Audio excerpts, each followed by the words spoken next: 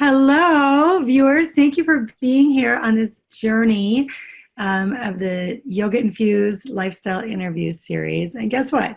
Today, I am actually being interviewed. So I thought it was only fair that since I have interviewed everyone else about their story, that I would be able to share my story a little as well. So I have a really amazing coach, fellow colleague and coach here, Michelle Boss, known as the Money Boss, financial expert to help. And she is going to be the one interviewing me today. Hello, Michelle. Hi, Tara. I'm so excited to be here. Thank you for having me interview you. Well, thank you. Yeah, I think it's just perfect. Just to let the audience know, my tie into yoga, I have been a practitioner since college, so well over 20 years, and I live a yoga-infused lifestyle. It's one of the key tools that I promote as part of my health and radiance. So I'm just thrilled to be here. It's a topic that's very close to my heart and I'm passionate about. So to get to share your story on your interview series is thrilling for me. So can you start off by sharing a little bit more about your story with us, because we haven't gotten to know you too well yet. Thanks. Well, some people may or may not know, but yes, they probably picked this up if you've been watching the series all along. I was in the corporate world in sales and selling financing and marketing to restaurants for about 15 years. I was a very driven individual. I still tend to be driven, and it's a natural part of who I am, wanting to be a high achiever in life, and that's why I tend to work with high achievers now, because I know there is a light and a dark, a light and a shadow that comes with that. So that's kind of where it led me in my corporate business. I became the top salesperson in North America. I was making great money, into multiple six figures, and I guess it was burnout. I kept advancing. I was in management, and I was no longer happy, and I was always stressed out. And I not only not happy, but I was having physical symptoms. I was on like 7 medications, which is crazy.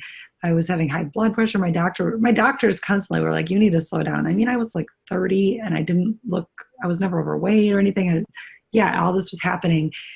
And I started taking yoga classes, and I knew it was this little solace in my day, but it wasn't, I didn't really know there was a spiritual side to it or what that was. So I guess it was really confusing for me, because on the outside, I feel like I really looked successful.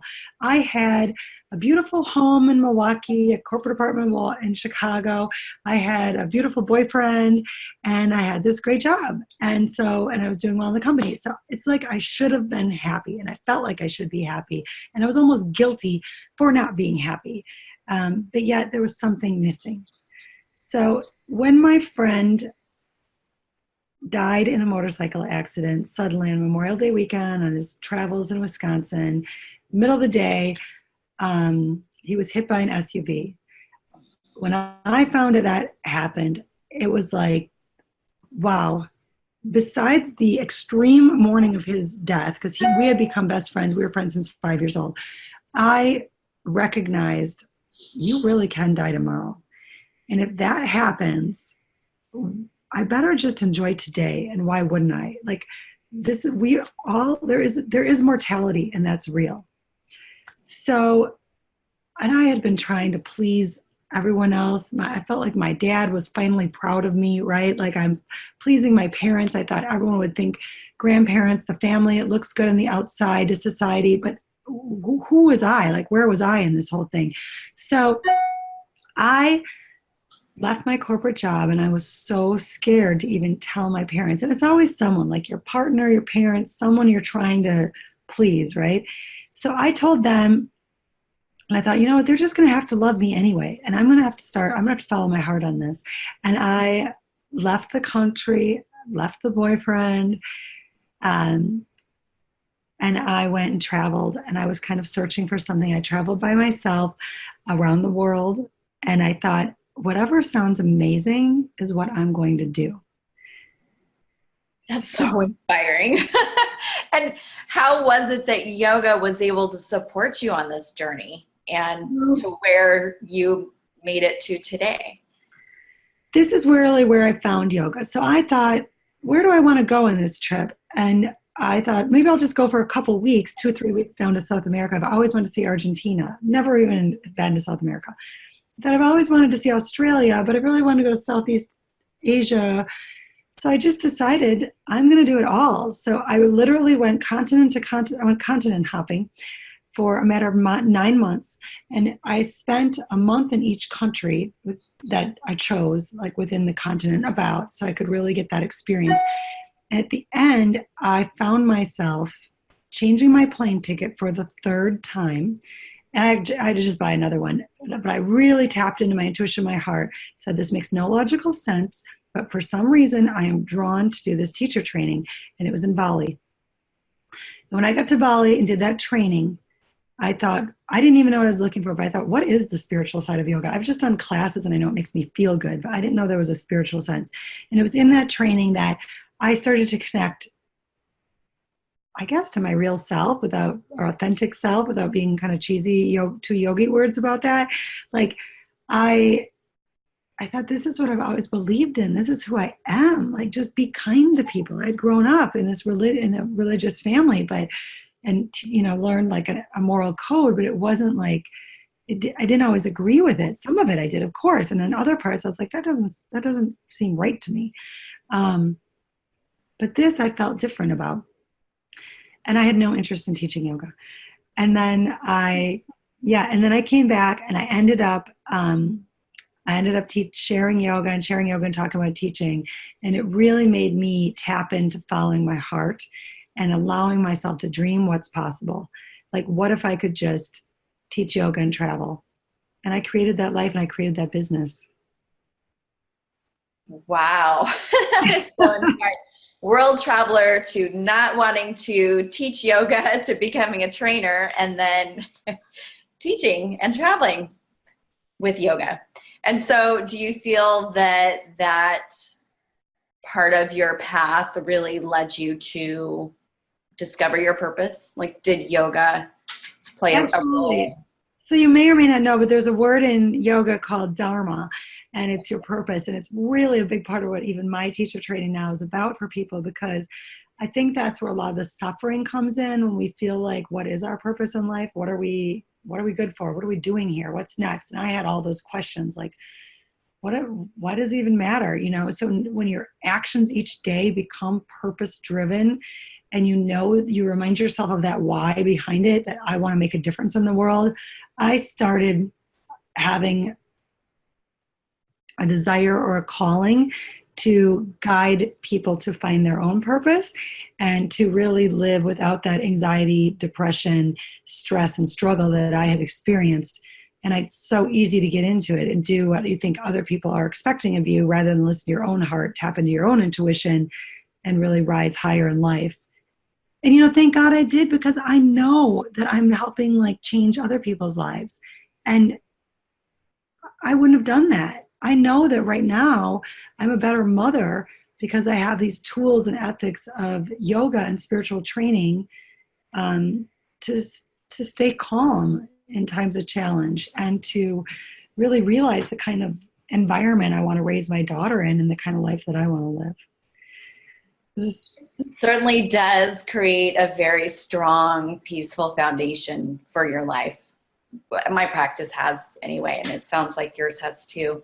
So how do you transform people? Because you do amazing, amazing work with the life coaching and also the teacher training. So can you tell us a little bit more about how you strive to impact others and how? Yeah, absolutely. Because I changed my whole life. I mean, I changed my career. I live in the nature in the woods. I used to live in the city. I now follow my own heart. I'm not following what my parents or partner or anyone else wants of me. So I really I tapped into what was holding me back. And really, I apply those same principles to other people now. Like, it's getting clarity on where you do want to go, recognizing where the blocks are, removing those blocks so you can get out of your own way and see. And there's a lot of healing work you need to do, because trauma and pain and emotional struggle are often what keep us stuck and keep us not believing in ourselves and not believing we can. So you have to do the work. I do the work with people, getting really deep to say, what are these thoughts or blocks that you've had, habitual thought patterns that you've had maybe since childhood, maybe since this relationship, or since whatever it is that's happened in your life. So we do healing work. We get clear. I suggest to anyone watching, getting clarity where you want to go, what would be a dream, what would be amazing, so you know what decisions you can make to support that. Then doing the healing work to see what's standing in your way, how you stand in your own way, is really more like it. And then also, what would be a step that you would take? What would be a decision that you would make that could get you there? Like, and what would that feel like? How would you do it? You know, so you actually get into action, and then figure the last step in my 4-step process is to figure out the why, so you can be committed and really keeping that commitment every day. The only way you can keep that commitment is if you really tap into why this is important to you, and you remind yourself every single day. You need to get crystal clear about where you're going. Allow yourself to be unstoppable, because your why matters so much deeply in your heart. That sounds so strong and loving, and you infuse the yoga with each of the steps. Is that my yoga teacher training uses all of this, and it's really a deep transformational process. And learning to teach yoga is standing in front of a group of people and finding your true voice. And I think you can only have an impactful class if you know who the hell you are, and speak authentically and be real up there when you're guiding others to do the same, because that's what yoga really is. So in that teacher training, it is all yoga. I would say in my coaching work, and my group coaching programs, yoga is really like back of mind philosophy and spiritual ethics, and teachings. There's 196 Yoga Sutras that are really a philosophy to living a happier, healthier, stronger life. So I use all of that in my coaching, but it's not specific like of what the modern Western world thinks of yoga. I don't necessarily tell people to do 5 poses a day or anything like that. I mean, it's just the backbone of it, right? That helps guide me to be a better coach. And how do those ethics and philosophies of yoga help you to rise higher and inspire those under your wing to rise higher? Well, really, it's always simple for me to go back to that. Now, there's a lot we could teach here that could take us weeks. So I'll say that one practice I like to use is the 8 limbs of yoga.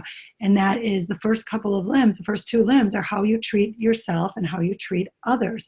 So how you treat your environment and the outside world, and then how you are within yourself and in your own personal environment. And one of those, the first, is actually tattooed right on my arm here. This one's my daughter, Leela, Divine Play. But this one is Satya, which means, so here I have it written out. And that is the first of the yamas, and that is truth. And that means, it's a reminder for me, because I didn't always do this, live true to you. Live true to what's in your heart, to the true you, right? So that's tapping into your authentic self and living true, and never backing from that, and getting, clarity about that. So that's one example, like I said, that we could go on and on of how the yoga background plays a role, but I help people to get clear on their truth and their authenticity. And I think getting to know yourself and be honest with yourself is one of the strongest shifts you can ever make in giving yourself a confidence, empowered life. And prior to yoga, did you have any blocks that you were able to overcome because of? Oh my God, yes. I had block after block, and I think I already kind of touched on those, thinking that I was trying to live to make by societal standards and family expectations. Those were blocks. but we like to blame our family or our partner or our society for that. And really, they're not actually doing it to us as much as we are allowing it. And by allowing, we're saying, well, he expects this of me, but we're the one making the choices to live that way, thinking we're going to please someone else. And that's just, it doesn't serve us. It really doesn't serve our higher purpose. So really blocks for me and for most people I notice I work with too, it's all in our mental patterns and the way that we've learned to think, act, and respond that are not in alignment with our soul or not in alignment with our truth. I think it's easier as you get older and stronger as well to shed those things which don't serve you. But a lot of that conditioning happens when we're growing up, right? And the societal norms, the parental influences, I can definitely relate to that. And being able to shed that as you grow closer and stronger to your inner guide. Well, I think that's where you need a coach, Michelle. And I know we're both coaches, so we definitely believe in them.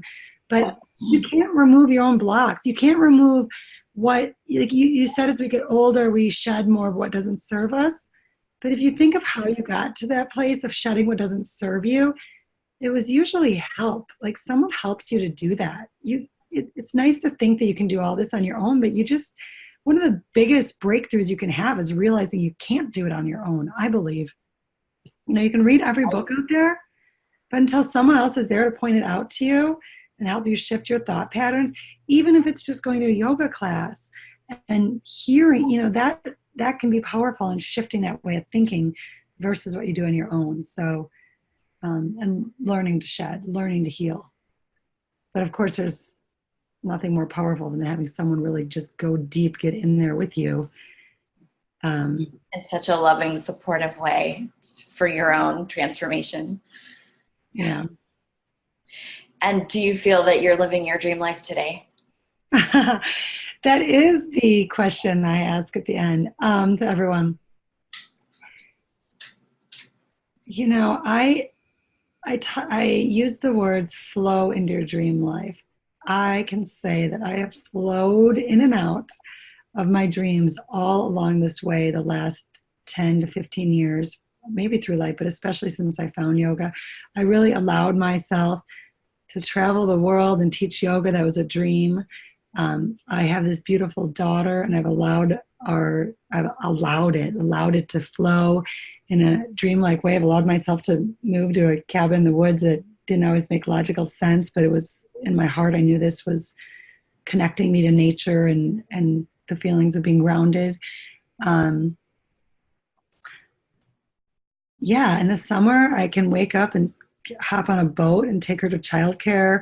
I can hop on my paddleboard. I still travel around the world regularly. My daughter took her first steps in Bali. So I live so much of my dream life. Is everything in my life a dream? Absolutely not. I deal with my own pains, my own struggles, my own deep emotional scars that are there and things that still happen. Those are not a dream. However, the philosophies of yoga and the spiritual teachings, thank God I've been on the journey I've been on, because I don't think I could deal with some of the pains that that have come to me in my life if I wouldn't have had this background, and if I didn't have help, and if I didn't have help of powerful coaches or therapists or friends and mentors and spiritual guides along the way. So I can say it's a dream life because I'm still learning the lessons, and there's so much of it is dreamy. So beautiful. And you can find joy and happiness in that. Yeah. You get to learn that you're flowing through, and one thing you know for sure is change. Change will always keep going. So thank you. Thank you for interviewing me. Of course. I love to share yoga as well. It's been, like I said, a lifelong companion for me. It's helped me heal and get through very tough times. It's helped me learn to love myself more and more deeply and make those choices, right, that we're called to do to bring us closer to our dream life. So Yeah. I'm thrilled to be here. And you have some amazing things going on right now. So before we end the conversation, I just wanted to ask you about those and, how can we work with you? How can we get more of this yoga infused lifestyle? Thank you. I do have some fun things going on. This is like a really big time right now. So two things that are happening pretty quickly. April 26th is the first day of my yoga teacher training in the Northwoods. It's an immersion. It's 1 week at a time, and it's really all about helping the students to find their voice, to live with authenticity, to heal from trauma. We do all of that work, as well as just stand up in front and teach a kick-ass class where people have more of an experience versus an exercise program, because that's really what I'm about. It's like a deep, meaningful experience. However, and that's 2 separate weeks, so you can take a week off early May, end of April, early May, and then another the first week of June. So those are, and there's still a few spaces available. It's all organic food and in nature up here in Wisconsin's Northwoods. It's phenomenal. You could fly in from anywhere, a week at a time. But the other program, I think, also really fits well, and you can do it from anywhere. It's really doable in anyone's schedule, I hope, because it is just 3 to 4, 3 Mondays a month at noon Central Standard Time. I'm doing a group coaching program. There's also going to be a private Facebook group. They can choose to do elite status, which means they have a private one-on-one session with me as well. So it could be 4 weeks of the month. Otherwise, it's 3 weeks of the month. And I'm calling it 3 months of magical manifestation, because one thing I know for sure is that our thoughts create our reality, and we have so much more power than we realize we do. And I had heard this in yoga, and I did not know how true it is, and I really know even some of the challenges in our life that happen. So we're going to do all of this work, gain clarity around the dream life, remove blocks, do some trauma healing. And Michelle Boss, who's here with us, is going to be a guest coach, guest speaker and coach the last Monday of April. So to help us with finances, you get access to all of these amazing, powerful female coaches. I have a support coach, Carmen Sauer. I have you coming, as well as 2 others. Maureen Vincenti is doing more of a nutrition and wellness, healing, and primal living piece, she calls it. And then also Shazia, who is doing financial abundance and how to engineer your life in a way that aligns with where you want to go. So it's all about, like, where do you want to go? How do you get there? Getting together in a group online for 1 hour. And I made this a super affordable program as best I could. It's way less than anything else I've been selling, because I just want it to be accessible and also very powerful. So that starts April 15th. You can also join after or join anytime, but sooner the better. So awesome. It's going to be very, very powerful. But you can tell I'm really excited. So sorry if I went on and on about it. I'm just super passionate, excited about it. I love it. So how do we get in touch with you or get signed up for one or both of these programs? Because Sure. It's amazing. Thank you. Well, everything's on my website, transformationtarot.com. But they could also just click on this email, anyone can, and send a quick message back to me and let me know what you're interested in. Or if you just want to talk about it and hear more information, we could hop on a quick call and just discuss where you're at right now, where you want to go, and see what's right for you. I love consulting. I love helping. That's why I do what I do. So yes. So with that, I know that each of you has the power to manifest the life that you really want to be living. So I really suggest that you tap into that power and know that the time is now. The time is always now, because someday becomes someday. And it's about being ready to just say yes and make it happen. Wouldn't you say part of it, Michelle, is just making the decision?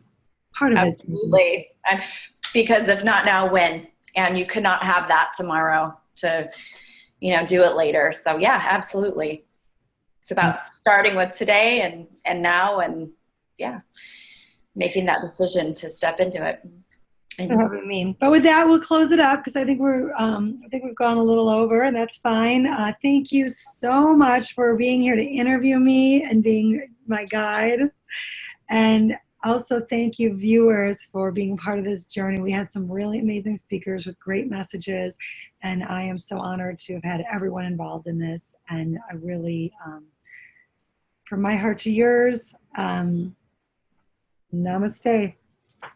And lots of love. That which is sacred in me honors that which is sacred in you.